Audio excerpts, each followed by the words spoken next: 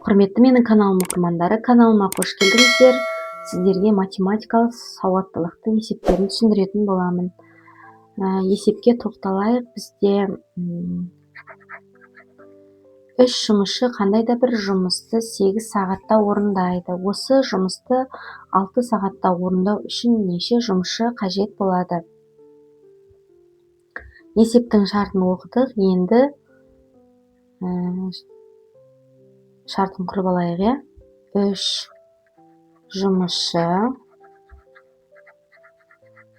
жұмысшы бізде 8 сағатта, ал енді бізде 6 сағатта болса, қанша жұмысшы деп тұр, иә? Яғни x жұмысшы.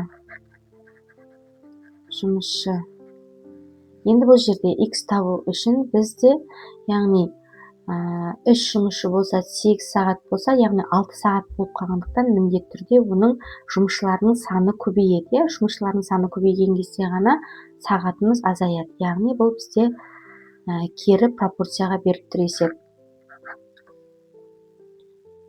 Шешуі: x-ті 3-ке бөлеміз, тең болады 8-ті 6-ға бөлеміз. Енді x табу үшін 8 бөлінген 6-ны теңейміз. Мына жерде 3-ті көбейтеміз, иә? Қысқарту жұмысын жүргіземіз. 2 болады. 8-ді 2-ке бөлеміз. 4 болады екен. Сонда жұмысшының саны 4-де болған екен. Келесі үшінші есепке тоқталайын. Үшінші есепте ең үлкен санды көрсет дейді, иә? Барлығы да -10 болғандықтан біз мына сандарды салыстырамыз. -7-ден 4, -3-ден 1, -2-ден 1, -8-ден 5.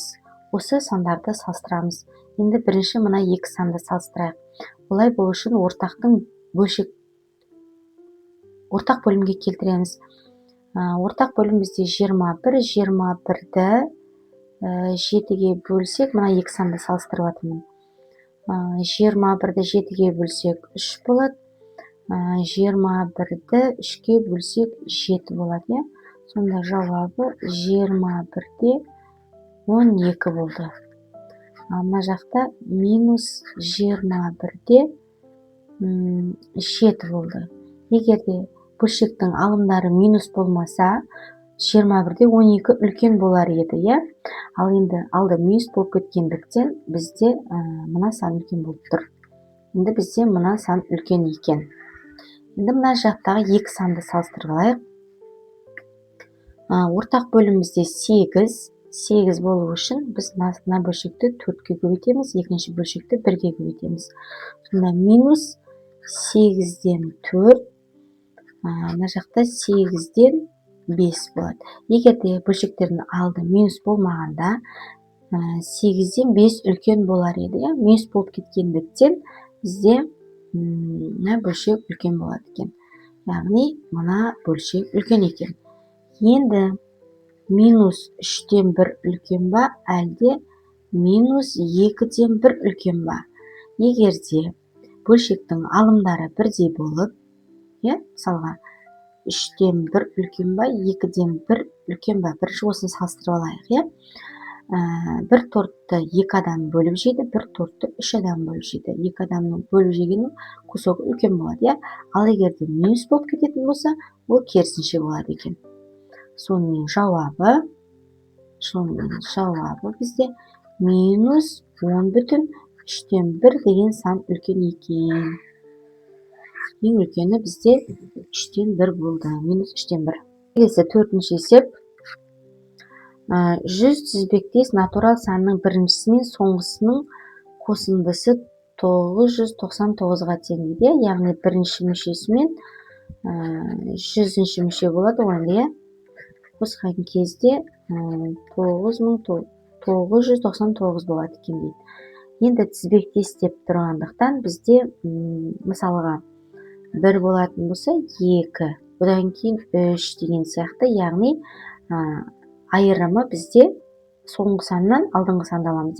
Сол кезде айырым бізде 1-ге тең. Өйткені тізбектес деп айтқандықтан тізбектес сандардың арасы бір саннан болады. Енді бізге сұрайды, сол бірінші санды табыңыз дейді. Енді не істейміз? Формуланы жазайық, иә? Так, AN тең болады A1 қосылған DN минус 1. Біздің соңғы мүшеміз белгілі. Соңғы мүшеміз бізде 100-ге тең, бірінші мүше қосылған Д дегеніміз бізде 1-ге тең. Яғни мына жерге 100-ді қойсам, 100-ден 1-ді алсам, 99 Д болады, Енді Д-міз 1-ге тең болып тұр. Енді осы жерден A1 тауып алайық. A1 деп отырғанымыз, біз негізінде A1 табуымыз керек. A1 деген бірінші мүшесін табуымыз керек. Енді ол үшін формуланың астына барып жазайын. A100 дегеніміз A1 қосылған 99 болды, Енді орын-орнына қойсақ, 999 тең болады. A1 жазамыз. A1. Енді A100 дегеннің орнына мынаны жазамыз. Яғни A1 қосылған 99. Енді мына жерде екеуін қосып жіберсек, 2A1 болады. 99 теңдіктің екінші бетіне шығады.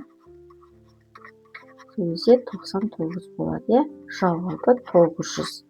Енді A1-ды табу үшін 900-ді 2-ге бөлеміз, сонда 450 болады екен. Келесі есепке тоқталайын. 6-шы есеп. 3 мергеннің әрқайсысы нысанаға бір-бірден оқ атты. Бірінші мергеннің нысанаға тигізу ықтималдығы 0,9, екіншінікі 0,6, үшіншінікі 0,7, үшеуінің де нысанаға дәл тигізу ықтималдығын тап дейді. Енді бірінші есептің шартын жазайық. Бірінші атқыштікі бізде 0,9 болып тұр, екінші атқыштікі 0,6 болып тұр, үшінші атқыштікі бізде 0,7 болып тұр. Енді үшеуі де дәл тигізу ықтималдығын сұрайды. Оны біз П деп жазып қояйық. Енді шешуі П тең болады П1 көбейтілген П2 көбейтілген П3. Үшеуін көбейтеміз. 0,9, 0,6, 0,7. Сонда жауабы С болады. Яғни үшеуін көбейтетін болсақ, 0,100-ден 1000-нан 378 болады екен. Келесі 7-ші есепке тоқталайық. Жеңіл атлетикадан жарысқа 100 спортшы қатысады. Оларға 1-ден 100-ге дейінгі нөмірлер беріледі. Осы нөмірлеуде бір цифры неше рет кездеседі? Ал жазайық, Бірінші 1, одан кейін 10, 11, 12, 13, 14, 15, 16, 17, 18, 19, Сосын 21, 31, 41, 51, 61, 71, 81, 91. Так, бізге 100-ге дейінгі сандар, Енді санап шығайық. 1, 2, 3, 4, 5, 6, 7, 8, 9, 10, 11, 12, 13, 14, 15, 16, 17, 18, 19, 20. Так, 20 болды, Қандай сан қалып қойды бізде? Так, енді ең соңғы 100-дің өзін жазамыз. Сонымен бізде жауабы 21 рет бір санын пайдаланған екен. Бір санын пайдаланды. Келесі 8-ші есепке тоқталайық. Заңдылықты анықтап x-ның мәнін тап дейді. Так, енді 4, 16, 64, 256. Бұдан кейінгі сан, е? Так, 2-ның квадраты, 4-дің квадраты, 8-дің квадраты, 16-ның квадраты, 32-ның квадраты. 32-ның квадраты 1024-ке тең екен. Жауабы 1024. Шартын жазайық, е? Бірінші труба өзі ғана толтыратын болса 2 сағат дейді. Екінші труба өзі ғана толтырады десе 4 сағат дейді. Үшінші труба өзі ғана толтырады десе 8 сағат екен. Енді бірге қанша сағатта толтырады дейді. Шешуі, бұл есеп бірлесіпке беріліп тұр. Бірлесіп жұмыс жасауға беріліп тұр.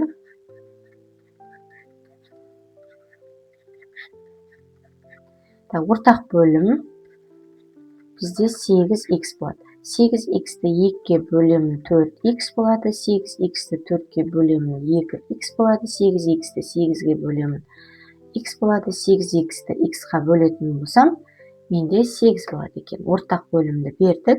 Енді бізде бөлшек жоқ. Сонымен 4x плюс 2x плюс x тең 8.